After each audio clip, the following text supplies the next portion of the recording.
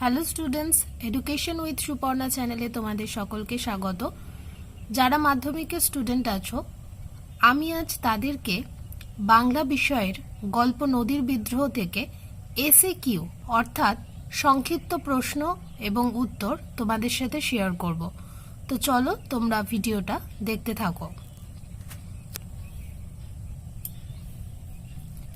প্রথম প্রশ্ন, নদের চাঁদ সব বোঝে। নদের চাঁদ কি বোঝে? নদীর প্রতি নদের চাঁদের আছে অস্বাভাবিক ভালোবাসা আর পাগলামি। নদের চাঁদ যে একজন স্টেশন মাস্টার, তার তত্ত্বাবধানে একটি রেল স্টেশনে অসংখ্য ট্রেনের গতাগতি নির্ভরশীল, তার ক্ষেত্রে এমন পাগলামি সততই বেমানান, এ কথা সে বোঝে। নেক্সট হচ্ছে, চিঠি পকেটেই ছিল। চিঠির বিষয়বস্তু কি ছিল? নদের চাঁদ কর্মসূত্রে বাইরে থাকত, গ্রাম থেকে বহু দূরে থাকত, তাই চিঠি ছিল একমাত্র ভরসা।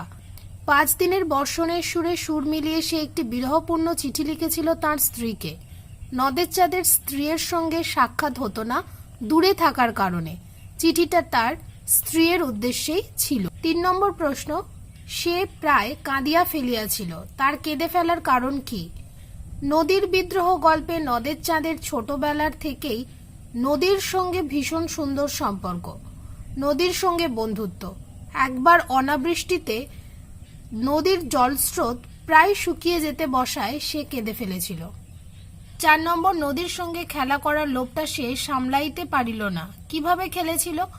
মানিক বন্দ্যোপাধ্যায় নদীর বিদ্রোহ গল্পে নদের চাঁদ নদীর সঙ্গে খেলা করার লোভ সামলাতে পারেনি। সে লোভের কারণে স্ত্রীকে লেখা চিঠির পাতাগুলো একের পর এক নদীতে ছুঁড়ে ফেলে নদীর সাথে খেলছিল। 5 নম্বর প্রশ্ন, নদের চাঁদ স্তম্ভিত হইয়া গেল, এর কারণ কি? বা নদের চাঁদ কেন স্তম্ভিত হয়ে গেল? 5 দিনের অবিশ্রান্ত বৃষ্টির পর নদীর ধারে গিয়ে শান্ত নদীর উন্মত্ত রূপ দেখে নদের চাঁদ স্তম্ভিত হয়ে গিয়েছিল। 6 নম্বর প্রশ্ন, কিন্তু পারিবে কি? এখানে কি পারার কথা বলা হয়েছে? উক্ত লাইনটি মানিক বন্দ্যোপাধ্যায়ের নদীর বিদ্রোহ গল্পের অংশ। এখানে চিরকাল স্বাধীনভাবে চলতে পারার কথা বলা হয়েছে। 7 নম্বর, মানুষ যেমন কাঁদে, কে কেন কেঁদেছিল? পরম আত্মীয়কে মারা যেতে দেখলে মানুষ যেমন কাঁদে, নদের চাঁদও অনাবৃষ্টিতে তার গ্রামের ক্ষীণস্রোতা নদীটিকে শুকিয়ে যেতে দেখে তেমনই কেঁদে ফেলেছিল। 8 নম্বর প্রশ্ন, নদীর কোন রূপকে নদের চাঁদ অপরিচিত মনে হয়েছিল? মানিক বন্দ্যোপাধ্যায় নদীর বিদ্রোহ গল্পে একটানা 5 দিন বৃষ্টির ফলে ফুলে ফেঁপে ওঠা গাঢ়তর পঙ্কিল জল এবং ফেনোচ্ছ্বাসিত হয়ে ছুটে চলা নদীর উন্মত্ত ভয়ঙ্কর রূপকে নদের চাঁদের অপরিচিত মনে হয়েছিল। 9 নম্বর, লোভটা সে সামলাইতে পারিল না। কার কোন লোভের কথা বলা হয়েছে? নদীর বিদ্রোহ গল্পে নদীর জলের সঙ্গে খেলা করার লোভ নদের চাঁদ সামলাতে পারেনি। 10 নম্বর, নিজেকে কেবল বোঝাইতে পারে না। নিজেকে কি বোঝাতে পারে না নদের চাঁদ? নদের চাঁদ একজন স্টেশন মাস্টার। দিনরাত্রি মেল ও প্যাসেঞ্জার ট্রেন আর মালগাড়িগুলি নিয়ন্ত্রণ করাই তার কাজ। তাই নদীর জন্য এভাবে পাগলের মতো ঔৎসুক্য বোধ করা তার সাজে না। 11 নম্বর প্রশ্ন, আজ যেন সেই নদী খেপিয়া গিয়েছে। নদীর খেপে যাওয়ার কারণ কি? নদীর বিদ্রোহ গল্পে 5 দিন অনবরত বৃষ্টির জলে নদী ফুলে ফেপে উঠেছিল, যা নদীর খেপে যাওয়ার সঙ্গে তুলনা করা যায়, অর্থাৎ নদীর খেপে যাওয়ার কারণ। 12 নম্বর প্রশ্ন, নিজের এই পাগলামিতে যেন আনন্দই উপভোগ করে। কার কথা বলা হয়েছে? নদীর বিদ্রোহ গল্পের কেন্দ্রীয় চরিত্র নদের চাঁদের কথা আলোচ্যাংশে বলা হয়েছে। 13 নম্বর হচ্ছে, বড় ভয় করিতে লাগিল নদের চাঁদের। কেন?